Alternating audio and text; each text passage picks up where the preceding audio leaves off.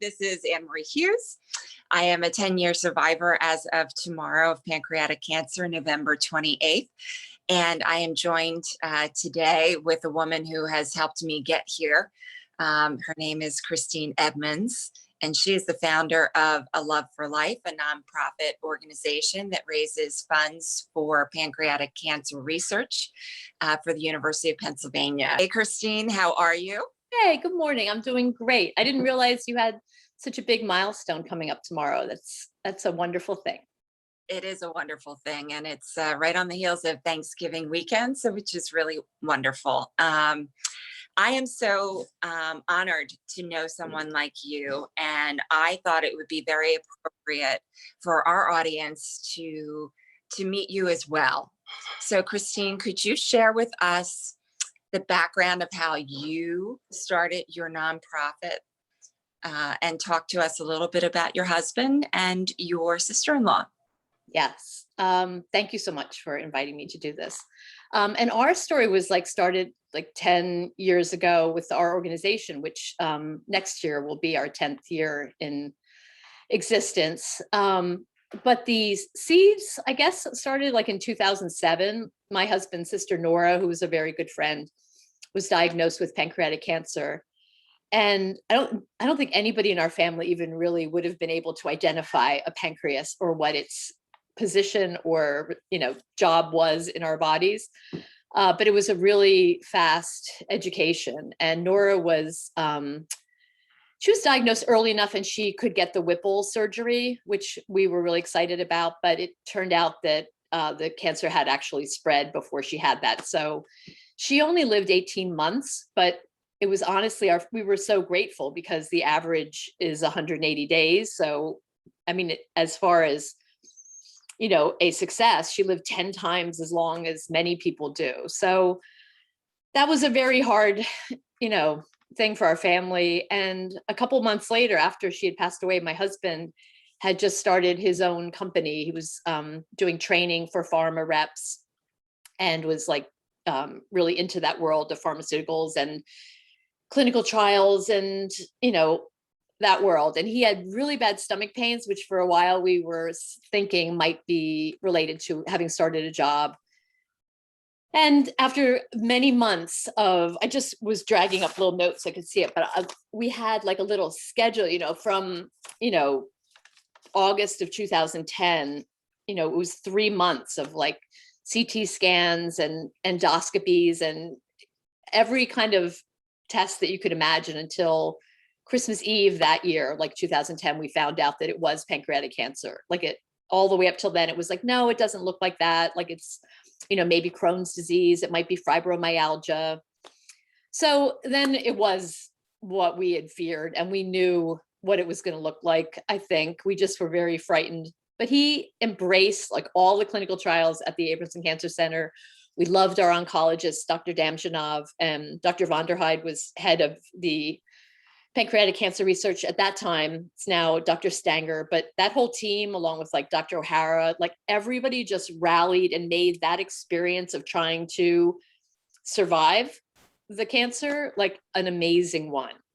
And Kevin did die in 2012, but when he passed away, we went back to Penn and we're how is it that we couldn't figure out what it was? And they just said, there's really no money for research. Many years ago, 20 years ago, breast cancer research was, there was very little of it. And a lot of money got dumped into breast cancer research. And the 5-year survival rate went up and up and up in direct correlation. And now I think the 5-year survival rate for breast cancer is definitely over 90%. And pancreatic cancer is still hovering so low. When Kevin was diagnosed, I think it was 4.5%. I think now it might be around 9%.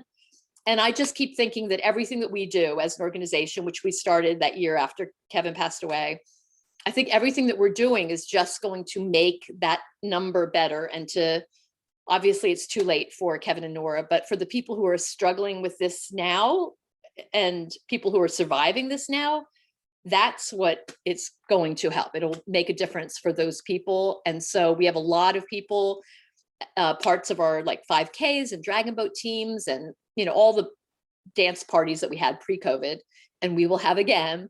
All of those people are all trying to make it that you're here, when you're 95, and that, my children don't have to worry about having this disease that their dad and their aunt had, or if they get it, that there will be better options out there. So we just do everything we do is all every day. There's something that we're doing to try to raise money and raise awareness for Penn. And we have a website that has all the information, and like basically it just links to giving pages at Penn. So we give 100%.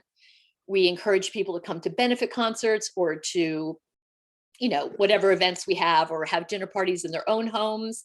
And everyone just donates online, and it all goes to Penn, and they get their tax letter right away. And we try to raise $100,000 a year, which means like we're getting up to like our $1 million goal, which I have to do all the math and see where we are there, because I want to make sure we get that like by the end of next year. And who knows what we'll have to do it if we're, but we will.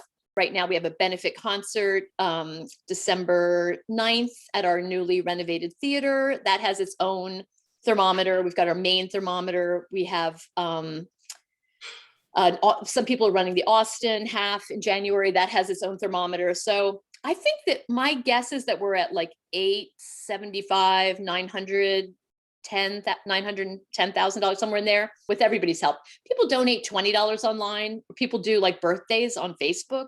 We raise like $1,000 from if someone has a birthday and they pick that amount, it magically appears, and they don't take a percentage. So, it all adds up. Every day I'm like, it's adding up. It's all good. Yeah, but when you started, it must have been pretty daunting to think about how to raise money and how to get it and get other people energized. I think one of the issues that I have found is because pancreatic cancer is not one of those big cancers, it's hard to get people energized around something that other people that they're not familiar with. Yes, right? If they don't know where a pancreas is, right? Tell me how you went about your nonprofit and finding ways to raise money and get people energized. All right. So our the very first year when Kevin passed away in April of 2012, a bunch of our neighbors got together and did a dragon boat team that raced down in Philadelphia in the International Dragon Boat Festival. I wasn't involved at all with the organizing of that or anything, but they were a love for life, and they magically, like all these people, it's 20 people in a dragon boat and a drummer and a steers person, like they won like in their division, like they did really well. And it was like so exciting. We had some sponsors for that first race. And then when I came back with the kids, we went away for a little bit to try to just regroup and like see how we were going to move forward. But the next year we had 3 teams and, whole family boat. And then the next year we had 5 teams, and the year after that we had 6. And then all the people, I was just looking to see the backs of our shirts they started out with just Kevin and Nora at the top. And now like with, all the people that we have, connected with over the years, our dragon boating thing has been a really fun thing. Even for people who don't do the actual dragon boating, they all come. And our mission statement is that we celebrate life and friendship and adventure while raising money for pancreatic cancer research. So everything we schedule or do has to somehow fit that mission. Like we wanted to make sure people are having fun together. So everybody wants to go to the big fun dance parties that we have and pay $20 at the door and throw money in a jar because they're thinking like, this is going to be really fun. So the fact that the money that they're donating goes to pancreatic cancer research is important, but it might also be secondary for some people. And the dance parties, again, I'll mention, they were all pre-COVID. We have not done anything to, come together in a really fun, big crowded way, the way we usually do, because as Dr. Stanger pointed out, he's like, we don't want, as an organization whose main focus is to, overcome a disease, to become a vector for another disease. So we're trying to be very responsible. Our big fun Oktoberfests for the last 2 years have become Oktoberfest delivered to your home. So we have all of the things from De Bruno Brothers. They've been amazing, and beer companies and Groundswell, a company I work for, like donates, baked goods and coffees and things. So it's definitely safe and it's fun to do, but it's not quite as much fun as all being together and wearing dirndls and leather shorts. People have to do that with their own pods at home, but we've been able to make the $10,000 that we want to make with that event last year. This year, we were able to still make that goal. So that was great. So you just really wow me. You have so much energy. You are a mother, you work, and you run this nonprofit. You do so many different things, but you run this nonprofit so beautifully and raise so much money and have such a big following. Yeah, we have fun. Yeah, I mean, you have fun, and obviously that attracts people to your organization. But they're also energized by pancreatic cancer and the notion of raising money to find better research, better early detection, et cetera. What are some of the things that have excited you about the money that you have raised so far? Usually have a big backyard gathering, which we actually have had a couple because the backyard's big and people can stand far apart. But Dr. O'Hara has come up from Penn last 7-8 years and just presented basically the answer to that question. It was like where that money goes when they have it at Penn. Because I always think of Penn as like they always get millions of dollars from this organization or that organization. So we could easily think like, well, what we're doing doesn't matter. But then he comes here and, lets us know that what we're doing does matter. And apparently we are the largest single organization that donates to Penn. Like we do donate the most money of any single group. And I remember back when we first started, I tried to ask the then director of giving at Penn, who are the other organizations like us that we could bond together with and have events together or share, if we're going to do a walk or a run or dragon boating, we could reach out to them. And she's like, no, at that point, I'm sure it's changed. But at that point she was like, no, we don't have anybody just, an organization just for pancreatic cancer research. And I've always been a volunteer at some point in my life at the library or the Newtown Theater or with, schools and all that stuff. But then that was okay, well, this is going to be my new thing. I'm going to make this happen. So we've grown very organically and we have an ability, one of the Penn giving pages is somebody who's in Tacoma, Washington can run a 5K if they want for Love for Life or for pancreatic cancer research. Mm-hmm. And we've got a Penn giving page, which is Love for Life on the run. And then we'll send them a t-shirt and we'll send them, a medal if they raise some money, and they can just share that link with friends and still be part of the organization without being Newtown, Pennsylvania based or living in Bucks County or being able to come and dragon boat in Philadelphia so we'd like to try to let everybody be involved in some way. We have lots of marathoners and people running in Austin, as I mentioned in January. I set up their own custom giving page so they could share that with their friends. And I know that one year Dr. O'Hara said he got 3 research assistants with the money that we had, given. And he was like, that's tripling the amount of work that we can do that year of following up on different, cancer trials that we have, we're working on. And I did go down to Penn once to sit in on a little lecture about what, they were working on, but I realized the science is way above my head. I tried to just nod, sagely, oh yes, that sounds like a good angle. But actually I just left. I'm like, oh my gosh, they're so smart. So I'm really, yeah. So I'm so glad that we found we could have given our money anywhere. Kevin did, we went to a lot of, I won't name them, but many different hospitals looking for an answer. And I just think that Penn's pancreatic cancer research center is I think they're the best. I would say in the country, obviously, but I think it's the best. So we just figured we'll just be a funnel, and just give them whatever we can give them as far as support. So that's what we do. Well, that is amazing. And I know, your big goal is 1 million for your 10 years, but what are some other ways that you would love to see people contributing to your organization outside of what you're doing? Yeah, we do have, like, we had 2 years ago, we had our first ever like 5K charity partnership with Always Advancing. It's like a Boss Events big Shamrock Shuffle in Newtown. And we had 850 people were signed up to do that run. And it was scheduled for March 16th, I think, that as COVID was approaching on the horizon.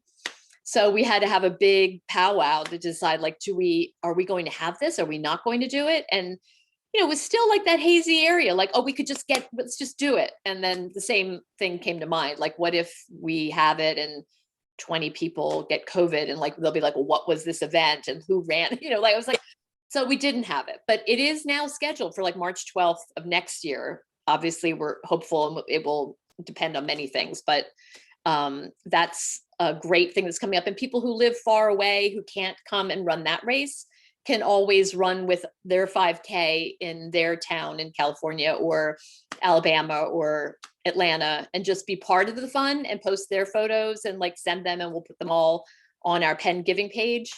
But I think it's just a lot of little things, like we have the families, all the families that have lost people, they all still like do their own little things. Sometimes they'll do like a little event or something and then donate the money. And sadly, like today, I just was writing thank you notes to everybody who's donated in the last like 3-4 weeks.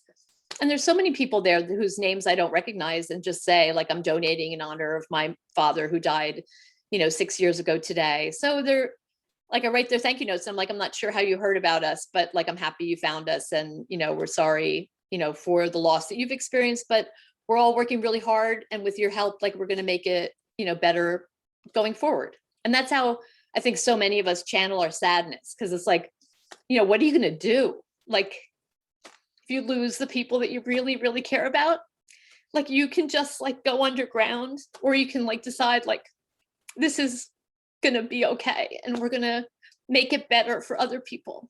And I can never talk about it without crying, but I'm not sad. Like, I'm just like remembering, a sad circle of life thing that, we have to, bind together. And like friends that I've made and the people I've met since we've started this, like, I would never have met you.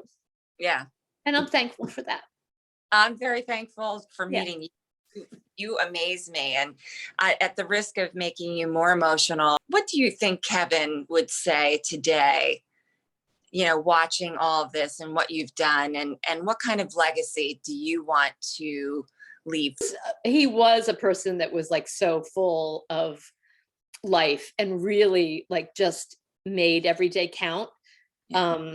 We have a really good friend of his did like a talk at the little luncheon that we had after his funeral, and he basically just said, like, Kevin did what, from when he got his diagnosis on, he lived every day as if it was his last day. But even before that, he seemed to be a person that like was always like just having the best time and trying to make other people have fun with him. And like, he was the first person I ever knew to snowboard, like the person I knew personally that snowboarded. I'm like, that doesn't sound safe to me, He loved sailing. He would always like go out and like try to bring people to come do things with him. He loved every water sport. So we joked that he would love dragon boating. Like, that would have been something he would have had so much fun with.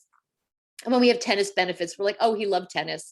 And when we have our golf benefit, like, he's like, oh, he loved golf so much. Like, it was like, he just really enjoyed people and parties and dancing, and he played in a band, and he was like, he just really encapsulated that entire love for life thing. And he used to wear, like, we had a local shop that had our friend Bobby like designed this logo, and it was just a shirt that Kevin had bought there and wore, like, when he was in a band, when he had like 6 more months to live, he was wearing the shirt. And everybody was like piled in, the local bar, like dancing and like, so happy. So I think he'd be happy. I think he'd be like, he's glad that, we're all doing okay. Yeah, you're doing more than okay. You really, you're making him very proud, for sure. And Nora, can't forget Nora. Yeah, Nora would love all that stuff. She used to teach sailing, and We had a lot of really fun. We had a sailing trip with Nora when she got sick and knew that her time had come. She really wanted to go to the Virgin Islands and go sailing. So we took a big family trip and we all like sailed around for like 11 days.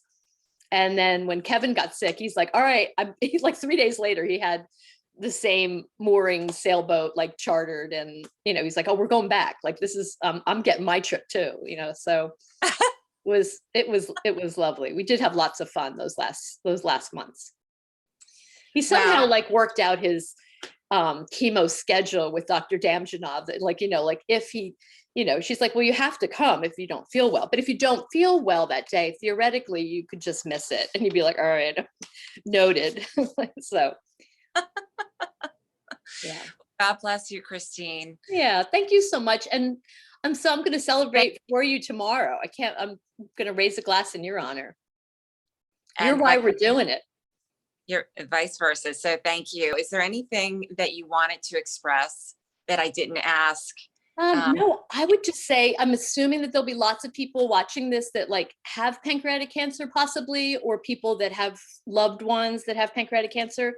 And I think like what I always tell friends, because all my friends are always referring their friends like who have found out that they have pancreatic cancer or that their husband does or whatever.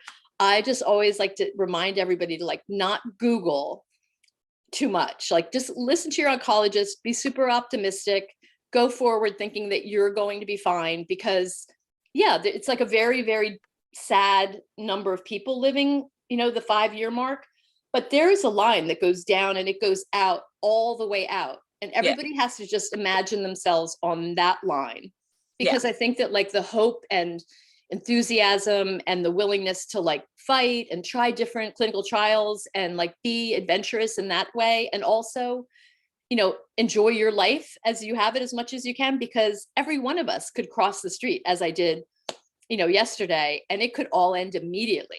And, you know, we all are, as my mom said, we're all here on borrowed time. So I just say like, you know, if you have it, if your family has it, like, you know, pray and like, you know, do your chemo, do your clinical trials, be hopeful.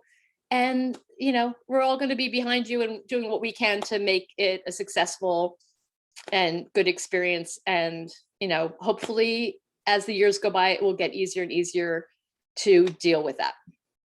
That's our goal.